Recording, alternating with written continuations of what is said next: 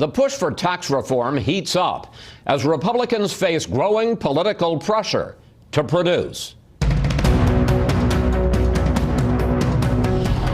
This is about actually improving people's lives and making a positive difference. If they think that this is the bill that they must pass in order to stay in power, they have it all wrong. We'll discuss what's in the House and Senate plans and whether Republicans have the votes with a point man on tax reform, Republican Chairman Kevin Brady. Then, after sweeping election losses this week, the GOP is now dealing with growing calls for Alabama Senate candidate Roy Moore to step aside. These attacks involve a minor.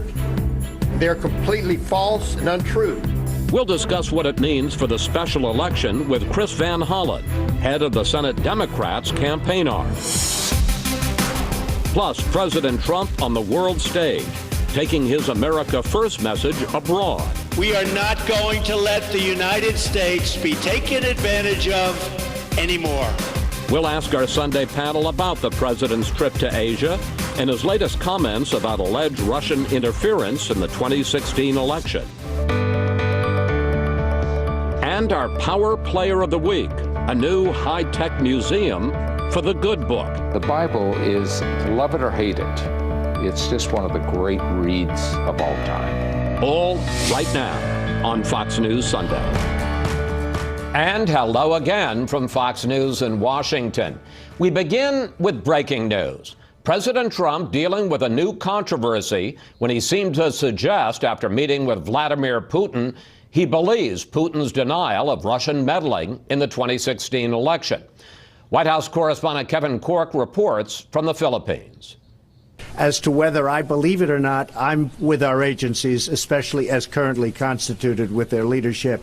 I believe in our intel agencies, our intelligence agencies. In attempting to clear up confusion over whether he accepted Russian President Vladimir Putin's denials of meddling in the U.S. election last year, President Trump, to the surprise of many, repeated his belief Saturday that Putin was sincerely convinced that there was no meddling. I think it was very obvious to everybody. I believe that President Putin really feels, and he feels strongly, that he did not meddle in our election. What he believes is what he believes. However, U.S. intelligence agencies have long since concluded that there was meddling. The president's recalibrated explanation threatened to overshadow his final stop on this five-country Asia tour and followed a firestorm of criticism back home. There's nothing America First about taking the word of a KGB colonel over that of the American intelligence community, said Arizona Senator John McCain in a statement. Trump said he wasn't interested in arguing over meddling and instead wanted to get Russia to work with the U.S. on problems like North Korea, Syria, and Ukraine. The president taking to Twitter to slam his critics, writing, "When will all the haters and fools out there realize that having a good relationship with Russia is a good thing, not a bad thing?" In another tweet, the president actually took a swipe, Chris, at the leader of North Korea, Kim Jong-un, who has repeatedly called the 71-year-old commander-in-chief old. The president tweeting, "Why would Kim Jong-un insult me by calling me old when I would never call him short and fat?"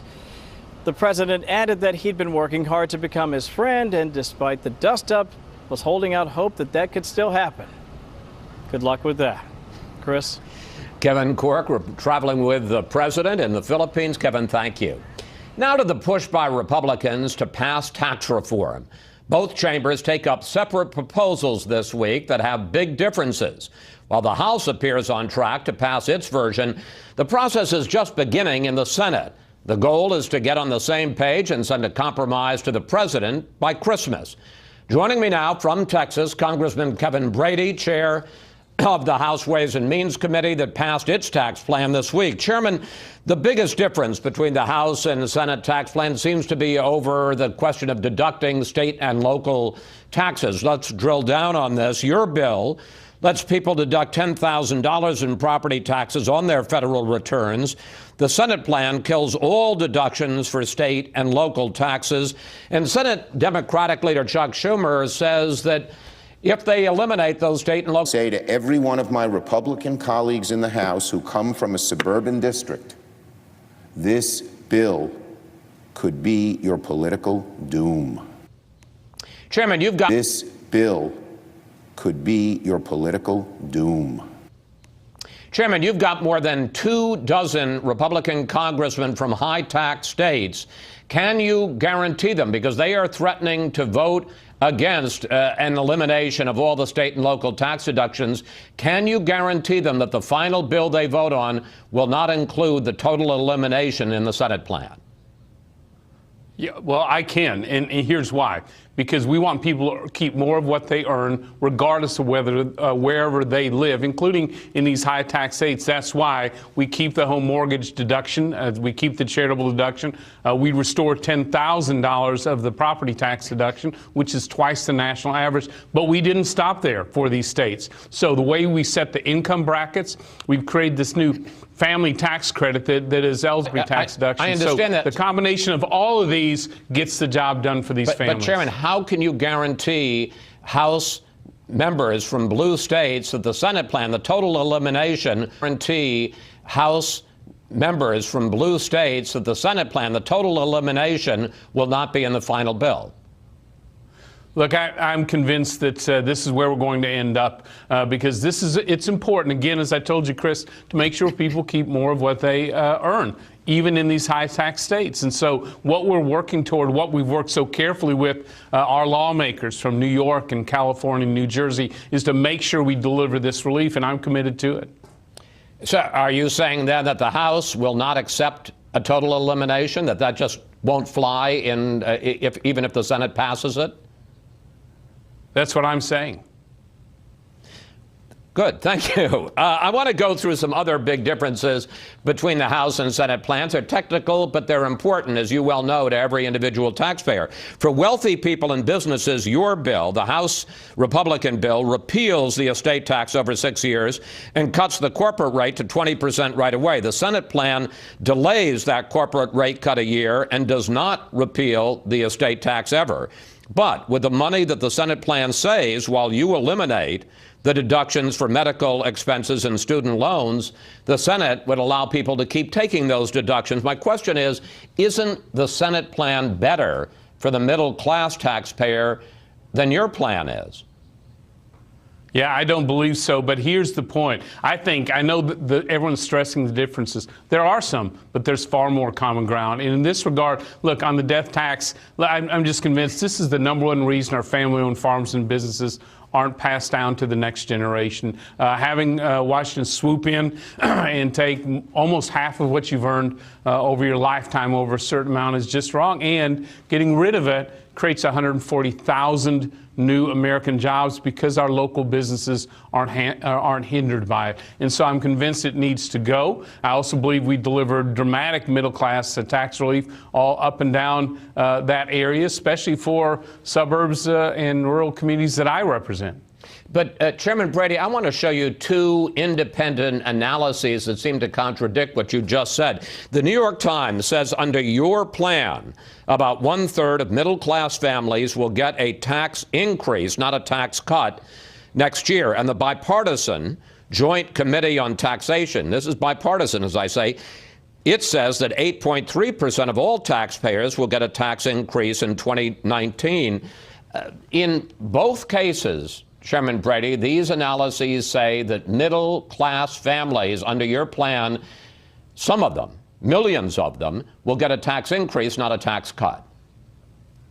So here is where I strongly disagree. I believe there's tax relief all up and down the income level for families, regardless of what they earn. And Joint Committee on Taxation confirmed every income bracket sees a tax relief. And as for the New York Times analysis, look, they're describing an America that doesn't exist, one where the economy never grows and one where your paychecks stay stagnant no matter what happens. We know that's not the real world, both from the John F. Kennedy proposed tax cuts and from the Reagan tax cuts as well. When you get the tax code right, where our local businesses can compete and win anywhere in the world, when Washington takes less of what you earn, the economy does grow and paychecks do grow. And so I strongly disagree with analysis like the New York Times. But would you agree, and you're exactly right, that in all of these analyses, if you take each tax bracket, there is a net tax cut. But would you agree that there are going to be a sizable number of middle-class families,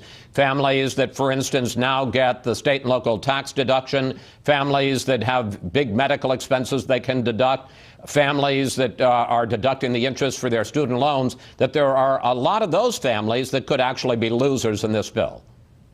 See, I don't, Chris, and here's why. Look, we are both taxing less. We are eliminating a lot of these deductions so we can lower the tax rates for every American. But we're not just stopping there. We're talking about an economy that grows paychecks in a way we haven't seen for really almost 2 decades, if you think about it. And that's what helps families the most. They're keeping more of what they earn. Their paychecks are finally growing. This economy's finally moving again. So, I firmly believe Americans are far better off under tax reform than they ever would sticking with this old, messed up, outdated tax code. I want to turn to a different aspect of this, sir. I talked with a number of top financial analysts this week. None of them said that having a tax cut, a lot of them supported the idea of a tax cut, but none of them said that having a tax cut that will add $1.5 trillion to the national debt, which is what your plan does, that's good for the economy. Well, I have to tell you what, I disagree here. So during the Obama administration, they would add $1.5 trillion of deficit every year. That was to grow Washington. We're talking about the same amount spread out over a decade to grow the economy and grow jobs. This is a good investment. And in fact, if we just grow the economy slightly over the last decade's slow growth, you recoup the $1 trillion easily. And if we really get this economy moving, you recoup all of it plus more. So I will tell you the surest way to guarantee more deficits and more debt is just stick with the current tax code, stick with the current economy. I guarantee it won't be a good ending. It's time to change and challenge the status quo in this tax code. All right, let's talk about the prospects for all of this, because that's the bottom line. President Trump called into a meeting of Senate Democrats this week, and he reportedly said this. He told them about the Senate plan. You're going to like it, the Senate plan, a whole lot more than the House plan. I don't have to remind you, because you lived through it, that after the House passed Obamacare repeal and replace, the president later said that he thought the plan was a little bit mean. Aren't you asking some of your members to take what's a tough political vote when the president may, in the end, after they vote that and you pass it, walk away from the House plan and support the Senate plan?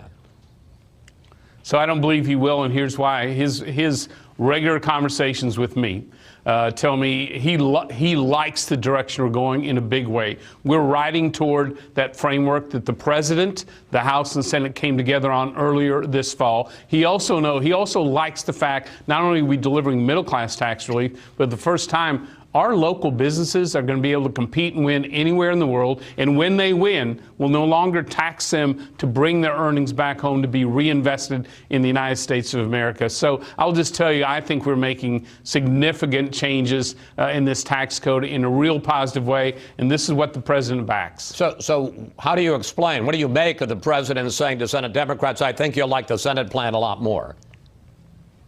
Well, I know that's the Senate Democrats' description of the call. All I can tell you is my conversations by telephone with the president are extremely positive. And so the House is going to take a major step, as it did this week at Ways and Means Committee, for the first time in 31 years to fix this messed up, broken tax code. And from there, it goes to the Senate. I have no doubt we're going to find common ground and work out the differences. All right, and let's get to the bottom line. Will the House pass your tax plan, or the tax plan, by Thanksgiving, as now scheduled, which is just 11 days away? I believe it will. I feel there's strong support for this.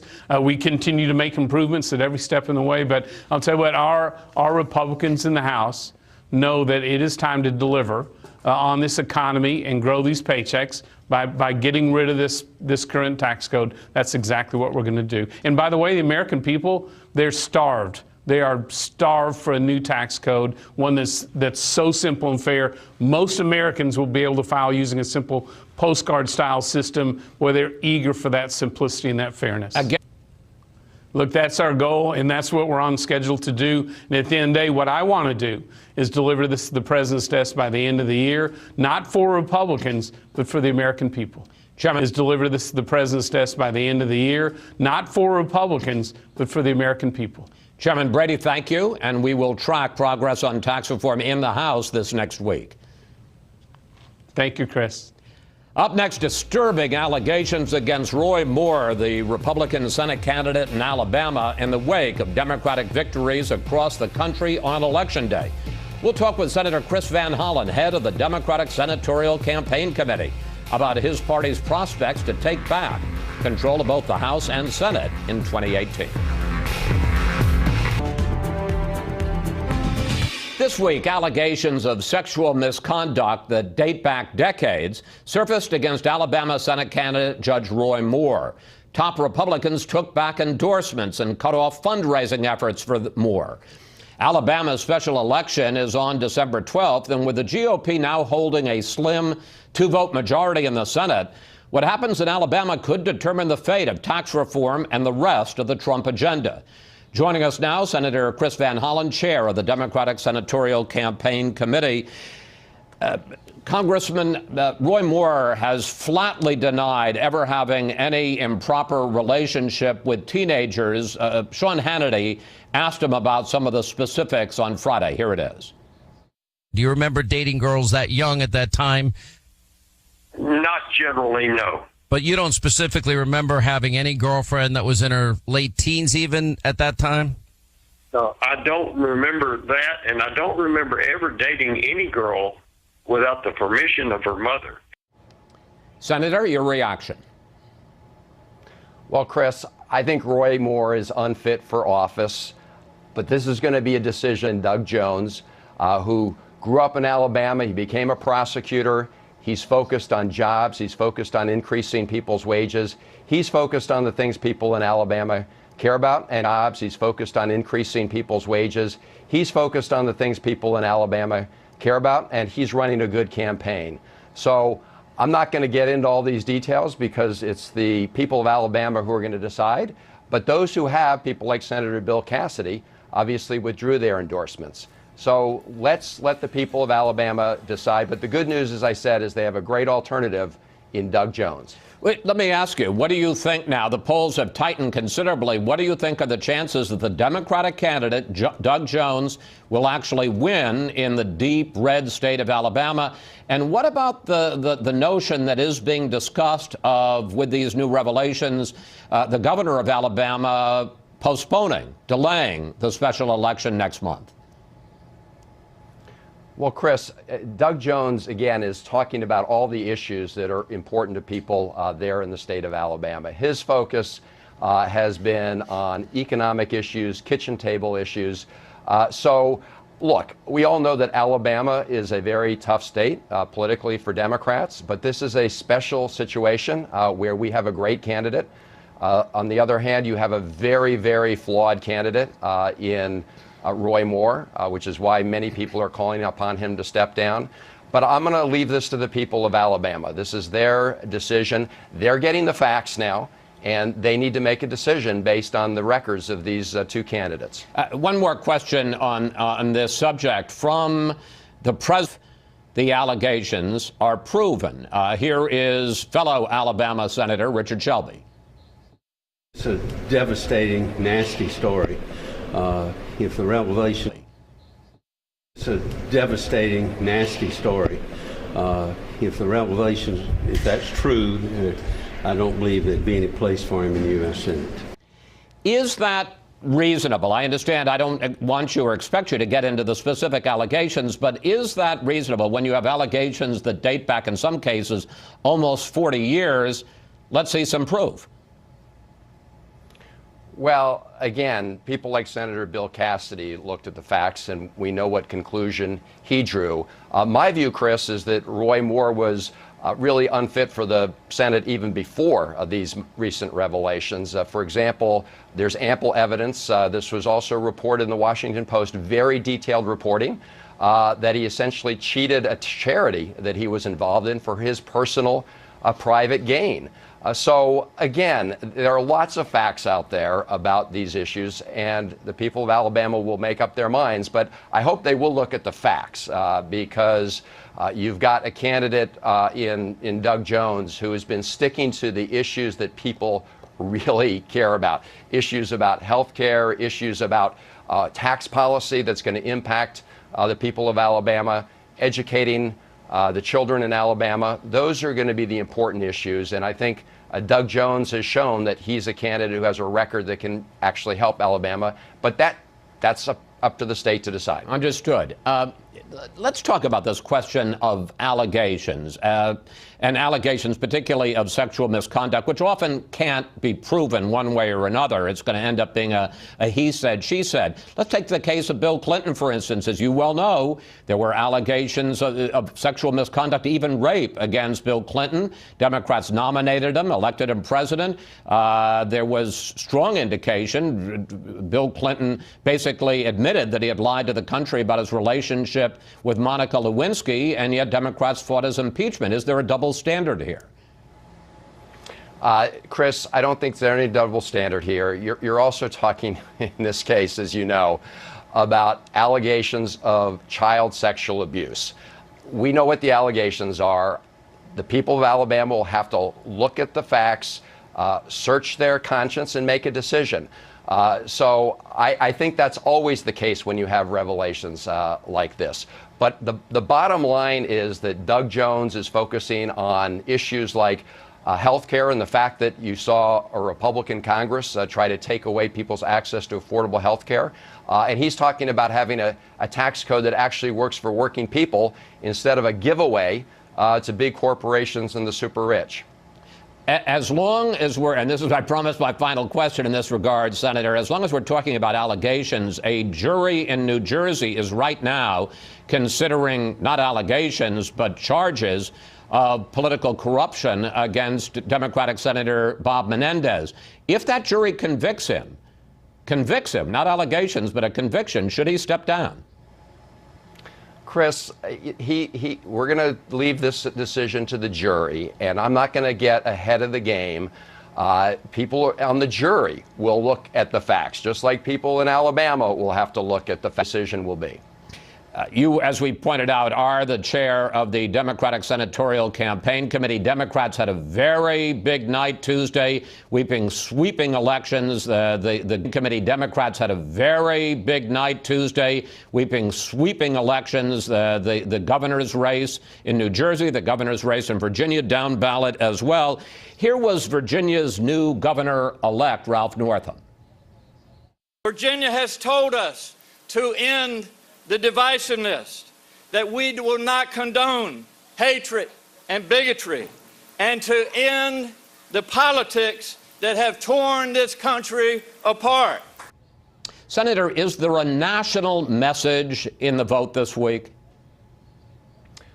There's certainly a message in the fact that you had a huge grassroots turnout in these elections. And it's not just that the Democratic won the candidate in Virginia, the governor's race, but the size of that margin and the scope of the victories, and victories across the country, including in Georgia, New Hampshire, Washington State, even some mayoral races in my state of Maryland. So it's that scope that showed really huge motivation and turnout. The question, of course, is whether that will be sustained. And I can tell you, a lot of people were really upset that Donald Trump and Republicans tried to take away their access to affordable health care. And they're going to be really mad if they try and pass this huge giveaway to big corporations that's going to be paid for by millions of middle-class families. So those are the kinds of things that are going to keep people motivated to come out. Well, let's talk in the time we have left about the tax plan, and let's talk first of all about the middle class.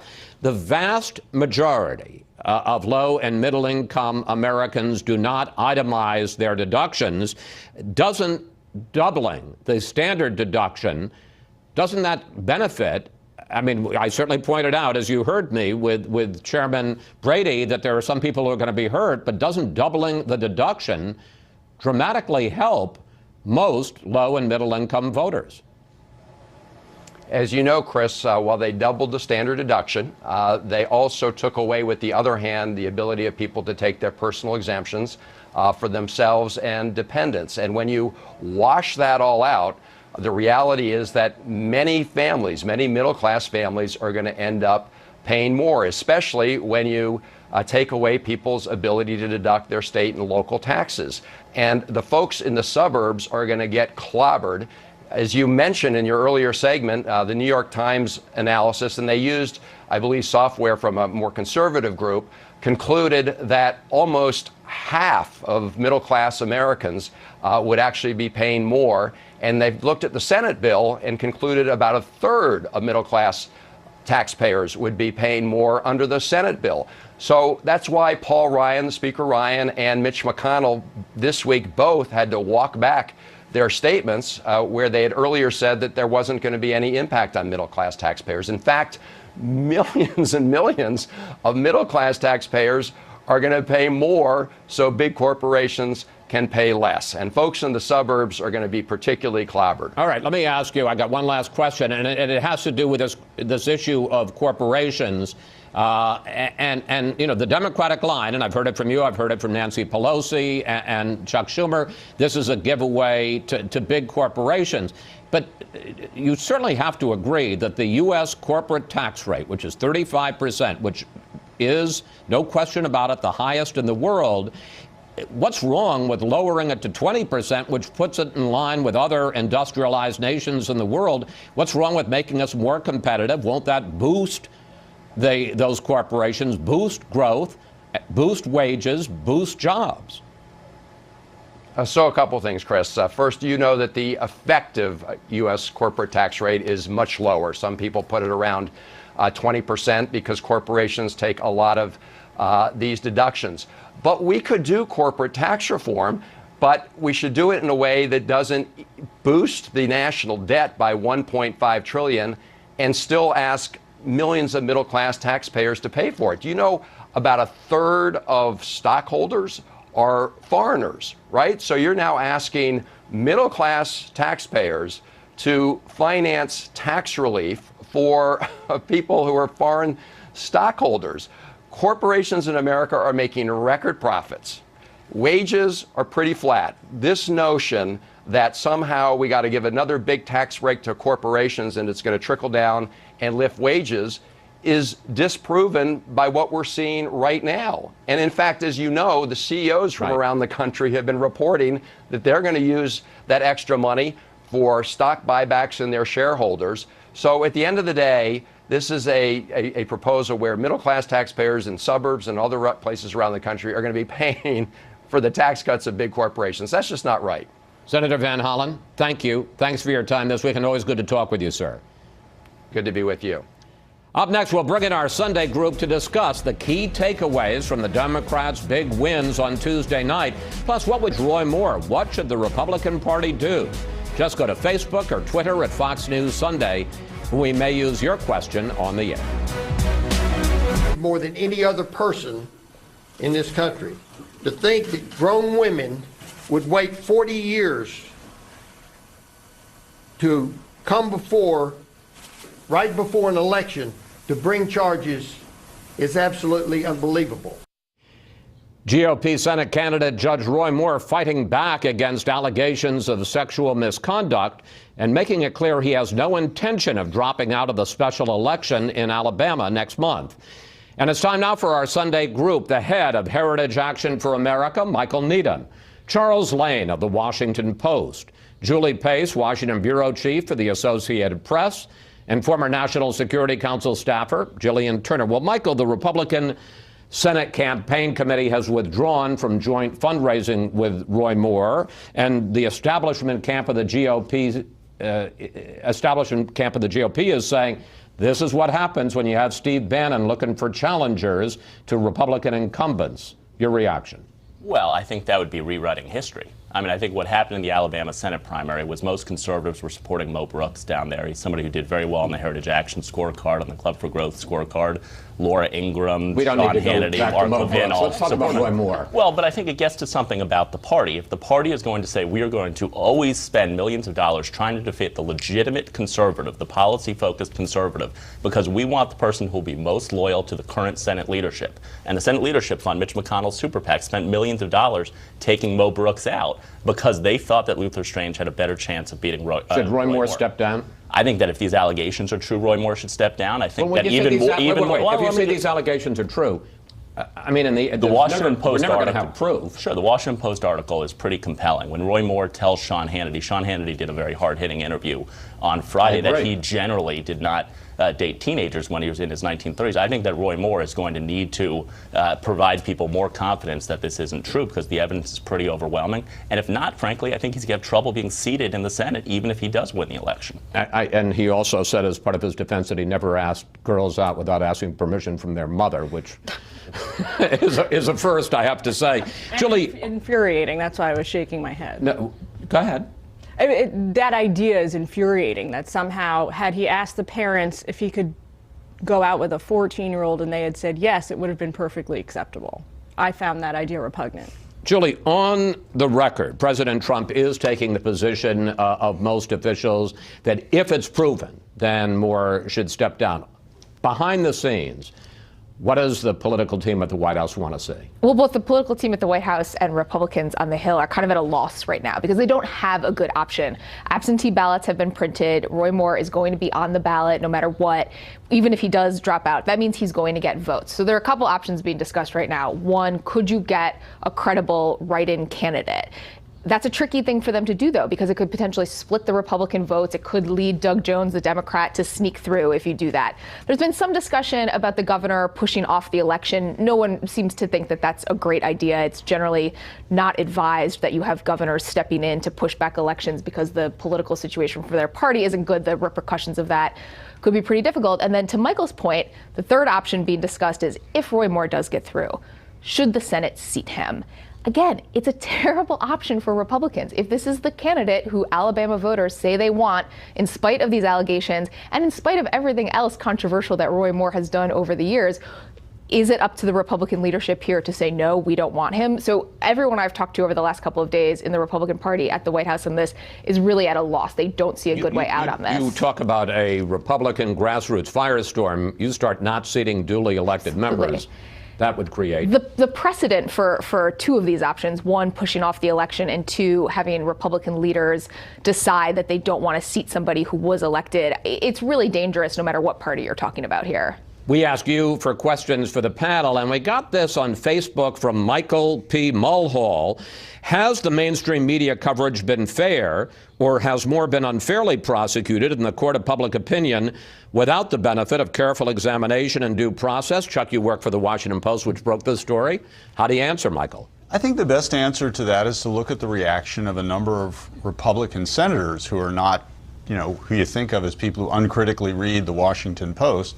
We saw Richard Shelby, Bill Cassidy has been mentioned. They regard the story or the information in the story as very credible information. In fact, subsequent to the Post story, other news organizations have gone and asked the women the questions, and they've all repeated what they said. And independent corroboration from people who were told about these allegations simultaneously has come forward. I don't think this is a case of the mainstream media making up a story to get Roy Moore, although I will concede that will be an effective line of defense for Roy Moore among the Republican base in Alabama. And so is Steve Bannon. Yes, and Steve Bannon, going to Julie's point, I think Steve Bannon must be loving this, because what Steve Bannon is about is destroying Mitch McConnell and the quote-unquote Republican establishment.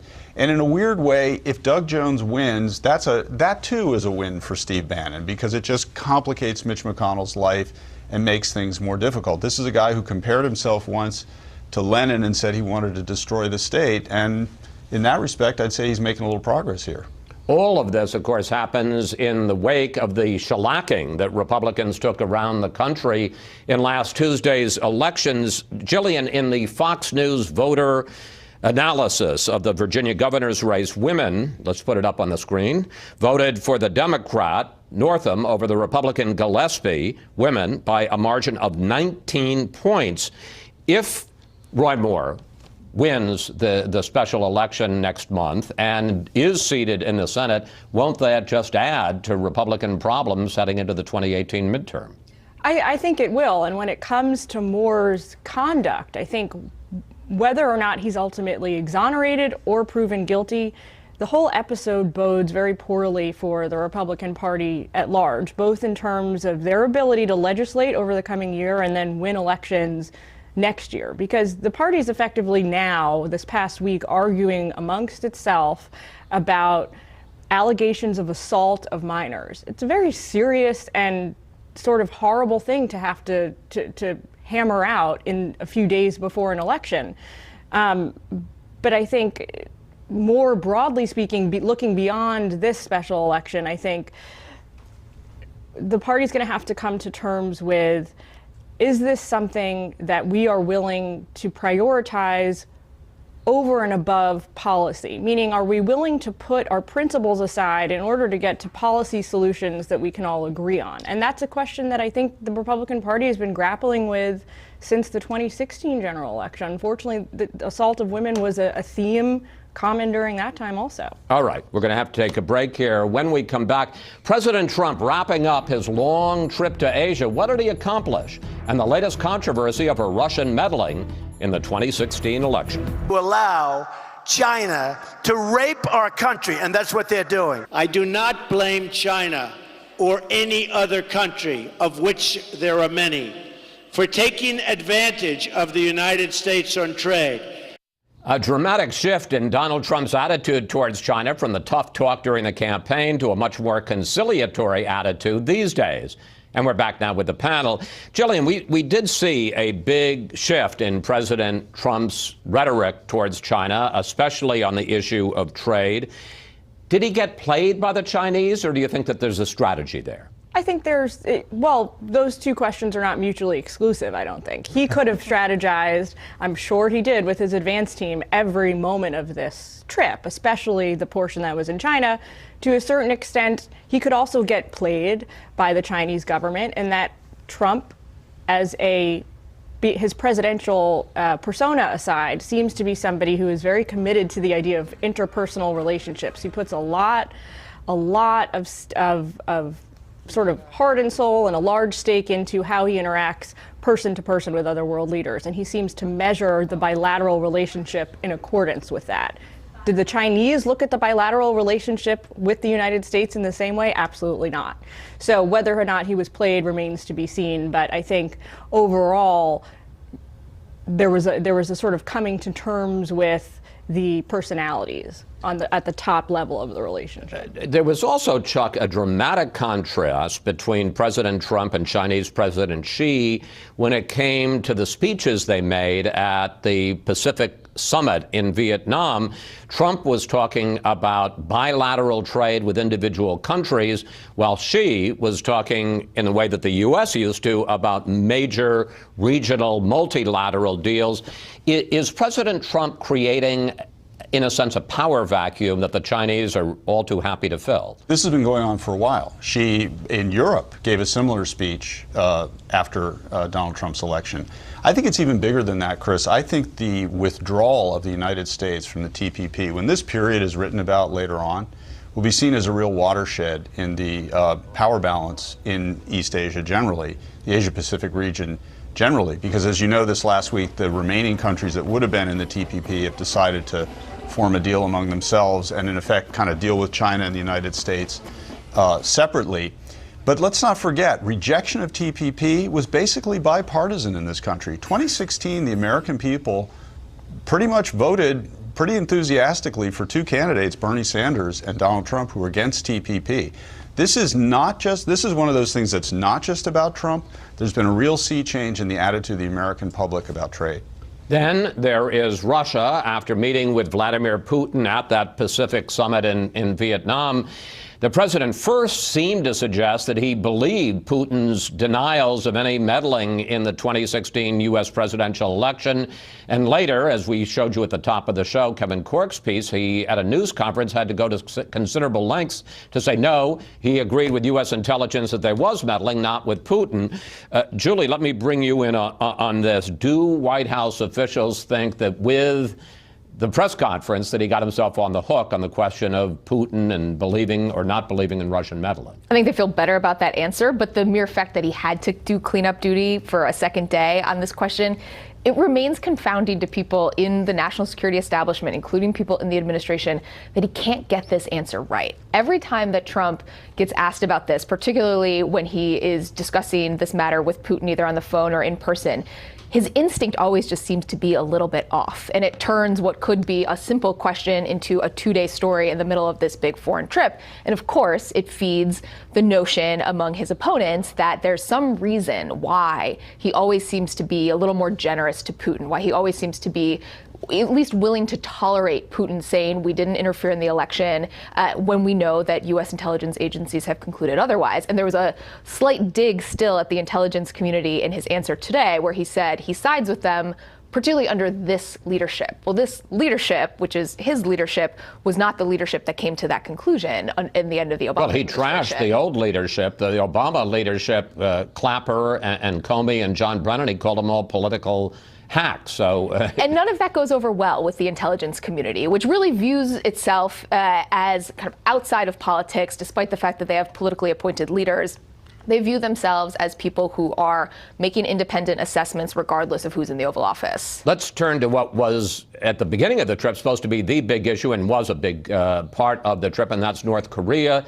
The president repeatedly urged Pacific nations to rally together to oppose the Kim regime. Here he is.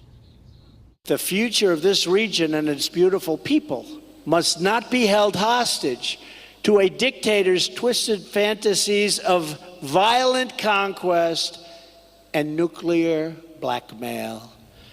Michael, do you see anything specific that the president accomplished? He made a bunch of speeches calling out the regime. Sometimes he was kind of bad cop, sometimes good cop, but he was always saying we got to stop the nuclearization of North Korea. Did you see anything specific, though, that indicates that he may have made some progress in this area? Sure. I think he went over and, first of all, continued to emphasize and strengthen our relationship, both with Japan and Korea. In his speech in South Korea, he said that South Korea will always be an ally of the United States for a long time, and we should say reciprocally, the United States will be an ally of South Korea for a long time. So I think it's important as we deal with the North Koreans to solidify those two relationships. I think he made it clear that America is not looking to preemptively go into North Korea to do anything, that Kim Jong-un should know that and put that into his calculation, but that we're also going to be strong and that our policy towards North Korea is going to rely on ballistic missile defense, on strong sanctions, and on keeping pressure on the Kim regime. So I thought, did he make groundbreaking progress that will go down in the history books? Obviously not, but I thought on each of those things he made the important incremental progress that's necessary to keep pressure up and to get to a better outcome. Jillian is our foreign policy expert on this panel, and I don't mean to insult the rest of you, but she was on the National Security Council staff. Where do you think the Trump trip leaves U.S. relations in the Pacific, and particularly on the questions of China and North Korea? Well, the way I looked at the trip was it was really a trip in two parts, and the first part of the trip had this, as Michael alluded to, this emphasis on multilateralism, on projecting American strength and military prowess. That was why the president chose to do his first stop at Pacific Command. I think that was a direct messaging campaign for Kim Jong-un. The second part of the trip, unfortunately, it was all about the Trump doctrine, America first, that goes to the trade points. But the specter hanging over that ended up being Putin. And I think if the president had actually had a bilateral meeting with him at APEC, it would have helped put a lot of this to bed. If he had had an hour with the president and was able to actually take him to task on meddling rather than just asking him in an offhanded way about the 2016 general election, we might have something that would enable us to move forward. The American people, the American voters. But unfortunately, we didn't have that opportunity. It was a missed opportunity. All right. Thank you, panel. See you next Sunday. Up next, our Power Player of the Week, a new museum dedicated to the best-selling book of all time. There are more Bibles in circulation in this country than ever before, an average of 2.2 per family. But how much does each of us know about the Bible, and how can we learn more? Here's our Power Player of the Week. Children's museums, dinosaur museums, science museums, art museums. There wasn't a museum for the Bible, and that's the reason we built it. Welcome to Washington's newest attraction, and it's like nothing you've ever seen. The Museum of the Bible. Inspiring, informative, and downright entertaining. Oh, can you see the photos? Oh. Kerry Summers is the museum's president. It's where we are as a world right now. If it's not engaging, interesting, interactive, then many people just walk right by it, no matter how good it is. So yes, there are 3,100 items on display, many of them remarkable. From fragments of the Dead Sea Scroll to the handwritten poem Julia Ward Howe wrote in 1861 that became the words to the Battle Hymn of the Republic. This truth is marching on. But there's also a recreation of the roads Jesus walked in Nazareth. They have a perspective they've never had before until they see, wow, now I see why he taught the way he taught about olives, about the synagogue, about ritual baths, and it takes on a whole new meaning for them. There's even a ride, what's called a flyboard, that lets you soar over Washington looking for biblical inscriptions. But what may be even more surprising is the attitude of the museum. We're non-sectarian, which is means we don't try to promote any faith or denomination. And our goal is to get people engaged in the Bible, to get them to at least open it up and take a look at it. Still, there's some controversy about the museum. The Green family that owns Hobby Lobby and the National Christian Foundation are the two biggest donors. They are what it says. They are a donor. They have not tried to direct the project. They have not tried to interject their personal points of view at all. Some critics say this museum is really an evangelical outpost to Congress. Yeah, that's a fun one because all you gotta do is come in. And if you're here an hour, you realize it's not. It's a sight to behold, from the huge bronze doors that recreate the Gutenberg Bible's printing plate of the first page of Genesis, to the soaring entry hall with its religious images, to unique artifacts and immersive technology. 1/4 of American families identify as evangelical. You think there's going to be a big draw, don't you? There's going to be a big draw. We know that. It's going to be very large. And once people come here, Summers is confident of their reaction. The Bible is, love it or hate it, it's just one of the great reads of all time. Our goal is, when you walk in that front door, is that your jaw hits the ground and you say, wow. And when you leave, you say, this may be the greatest museum, or certainly one of them, that I've ever been in. That's where we're at. The Museum of the Bible opens to the public this coming Saturday. You won't want to miss it. And that's it for today. Have a great week, and we'll see you next Fox News Sunday.